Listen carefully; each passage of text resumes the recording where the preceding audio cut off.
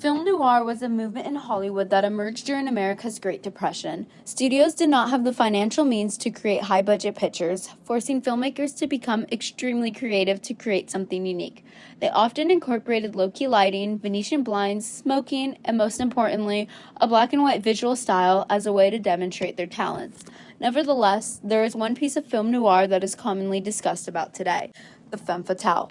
According to the Oxford Dictionary, a femme fatale is an attractive and seductive woman, especially one who's likely to cause distress or disaster to a man who becomes involved with her. She typically seduces a good guy and compels him to commit acts he normally would not partake in, such as plotting a murder. This comparative study will be analyzing the question, to what extent has the role of femme fatale changed over time? We will examine this question using the films Sunset Boulevard and Fatal Attraction. One of the many aspects of the femme fatale is an accountable and motivated woman. In Sunset Boulevard, we are introduced to Norma Desmond, an old-time Hollywood actress who had lost her popularity with the talkies. You're Norma Desmond.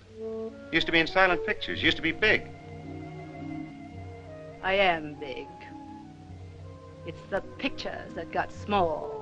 She is a lonely woman who is desperate for company. In spite of this, she's incredibly determined for her great comeback. When Joe Gillis, a screenwriter that has made a couple of B pictures, visits the house, she immediately takes advantage of the situation. She notices Joe's desperation for wealth, a desire that Norma can fulfill. She is adroit at manipulation, for she has Joe read her screenplay and stay at the guest house, only to slowly lure him into the main house with her, or as in the filmmaker's connotation, to have an affair with her. She chooses to have an affair with a younger man as a way to gain back her youth, something she longs to have once more. In Fatal Attraction, the chemistry between Alex and Dan is evident from the start. They meet at a company party, and despite his wife's presence, Alex attempts to seduce him. Like Norma, Alex is a middle-aged woman who has fading beauty. She lives a solitary life and desperately wants companionship. She recognizes Dan's loveless marriage and attempts to take advantage of the situation. While in the midst of flirting at dinner, Dan questions if what they're doing is okay. She responds with, "To adult." By Alex responding in such a direct manner and Norma establishing her power over Joe, both women gain dominance in their relationships immediately. When their power is threatened, they threaten the man. In Sunset Boulevard, he meets a new girl. In Fatal Attraction, his wife comes home. As a result, both women slit their wrists to regain control. Madame got the razor from your room and she cut her wrists.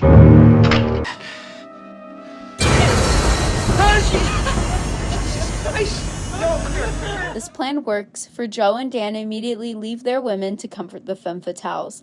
Not only that, the women also phone and introduce themselves to the other women to establish themselves as a threat.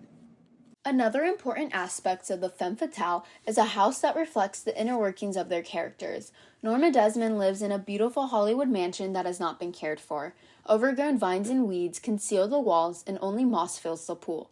The exterior has clearly been left untouched, mirroring Norma and her fading beauty. Nevertheless, as Joe and Norma's affair becomes more prevalent, so does the exterior. Norma cleans the yard and her pool is filled with water again as a symbol of her rejuvenation. Furthermore, the interior of her home is a direct reflection of her mental state. Inside the mansion is filled with pictures of Norma, tons of reminders of her own lost glory and celebrity. It is a memorial to her, and is similar to her own mind, since her mind is also wholly populated by these self-images and self-centered memories. If you take a look at the Mizon Scene, the background is cluttered with photographs from her youth. The low-key lighting disguises the pictures, symbolically representing the aspect of her life where she has gone mad. Joe's possible escape is covered in darkness, and a beaming light distracts our attention elsewhere, like Norma, who is a distracting light that prevents Joe from continuing on with his life.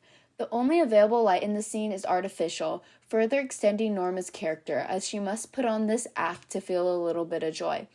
The lighting facing right suggests Norma is assuring Joe that staying is the best option. This is contradicted by the breaking of the rule of thirds. Joe is placed center of the screen, while Norma is placed by his side, creating an uncertainty in the atmosphere. Similarly, in Fatal Attraction, Alex Forrest lives in a polluted meatpacking district of New York City. Her home is located next to a meat butcherer, suggesting that those who are around here are quote-unquote dead meat. This is also a nod to later on in the film, when Alex butchers the bunny. Daddy! What? The interior of her home is decorated in monochrome white, and her wardrobe consists of almost entirely white clothes, similar to the monochrome white inside of a butcher shop. The audience subconsciously is skeptical of Alex, for her persona is too impeccable to be true. Finally, a femme fatale's harmatia of desire is what ultimately leads to their downfall. In Fatal Attraction, Alex unexpectedly arrives at Dan's new home with the intent of murdering his wife. Through the use of Dutch angles, close-ups, hard and fast cuts, and the clashing between non-diegetic and diegetic music, the filmmakers are able to establish tension that keeps the viewers on their toes. A similar technique is used in the 1960 film Psycho, where Hitchcock incorporates these same fundamental techniques to increase the suspense. Dan recognizes the situation quickly and is able to save both his wife and himself from Alex. This is a subtle comment on American society. Alex's lust for Dan is what ultimately leads to her downfall, yet Dan's desire for Alex is what made him a heroic knight. When a woman desires, the stereotype surrounding her femininity leads to her failure. When a man desires, he is seen as masculine, which ultimately leads to his success. In Sunset Boulevard, Norma unexpectedly murders Joe. Joe's death caused an uproar in the media, and similar to her youth, the press was at her door once more. If we take a look at the Mizon Scene, the painting in the background is of a coronation ceremony. The servants watch in awe as the king walks down the aisle. In this moment, Norma sees herself as the king, walking down an aisle of stardom. The press are the servants watching her in awe. At last, Norma's dream of success has been fulfilled once more.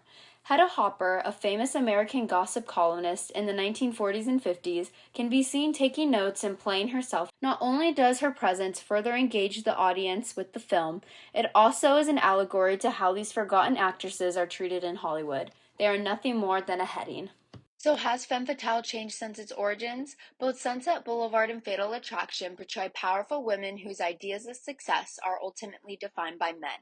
Alex and Norma attempt to destroy their lovers' marriages and relationships. Yet in the end, the women are the ones punished and the men are considered victims, despite having equal footing in their affairs. Although Sunset Boulevard was made in the mid-20th century and Fatal Attraction in the late 20th century, little has changed with the role of femme fatale.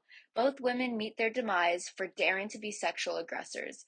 Filmmakers continue to embody the same fundamental characteristics with the femme fatale as a demonstration of the double standards society holds against women. In an article written by Dr. Lisa Firestone, she comments, "Society's point of view reminds us that men are designed to want sex, while women are designed to withhold it."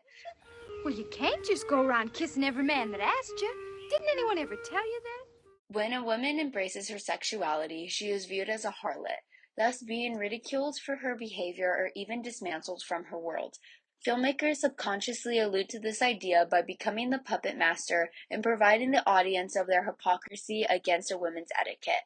Although we have taken closer steps towards equality, we are still far from it. Rather than examining the role of femme fatale, maybe we should be asking, to what extent is a femme fatale an appropriate depiction of a woman's behavior in society?